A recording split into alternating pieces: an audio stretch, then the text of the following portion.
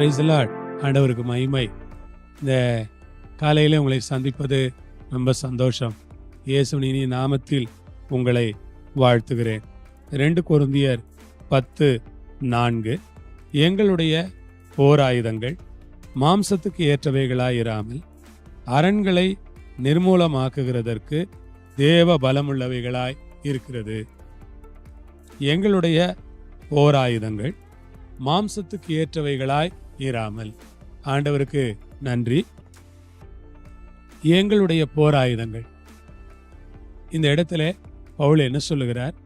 எங்களுடைய போராயுதங்கள், எங்களுடைய ஆயுதங்கள், எங்களுடைய போர்க்கருவிகள். நாங்கள் உபயோகிக்கிற போர்க்கருவிகள் என்ன? விசுவாச வாழ்க்கையில, கிறிஸ்தவ வாழ்க்கையில, ஆவிக்குரிய வாழ்க்கையில, ரட்சிக்கப்பட்டிருக்கிற இந்த புது சிருஷ்டியின் வாழ்க்கையில நாம் உபயோகிக்கிற ஆயுதம் என்ன?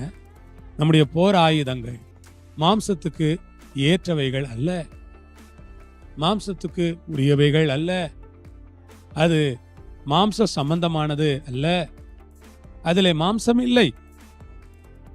அரண்களை நிர்மூலமாக்குகிறது.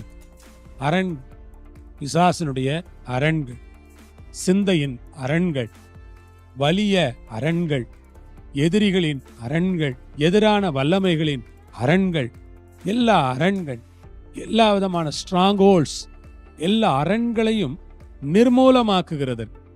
இயேசுவின் நாமத்தில் இந்த காலையிலே நாம் சொல்ல வேண்டும், அரண்களை நிர்மூலமாக்குகிறதற்கு அவைகள் தேவ பலமுள்ளவைகளாய் இருக்கிறது.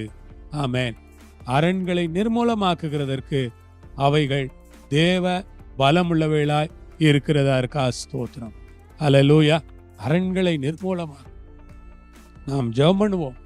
ஜெபம் நம்முடைய போராயுதம், விசுவாசம் நம்முடைய போராயுதம், வசனம் நம்முடைய போராயுதம், இயேசுவின் ரத்தம் நம்முடைய போராயுதம். இந்த போராயுதங்களை வைத்து ஜெபம் பண்ணி சாத்தானை ஜெயிப்போமா? அன்பின் பிதாவே, இந்த வேளைக்காய் ஸ்தோத்திரம். போராயுதங்களுக்காய் நன்றி. இயேசுவின் நாமத்தில் நம்முடைய பிள்ளைகளை நான் ஆசீர்வதிக்கிறேன். நம்முடைய கிருபையின் கரம் அவர்களோடு இருப்பதாக. பலத்தையும் சத்துவத்தையும் தந்து வழி நடத்தும். ஆமென், ஆமென். ஆண்டவருக்கு மகிமை. உங்களை ஆசீர்வதிப்பார். ஆமென்.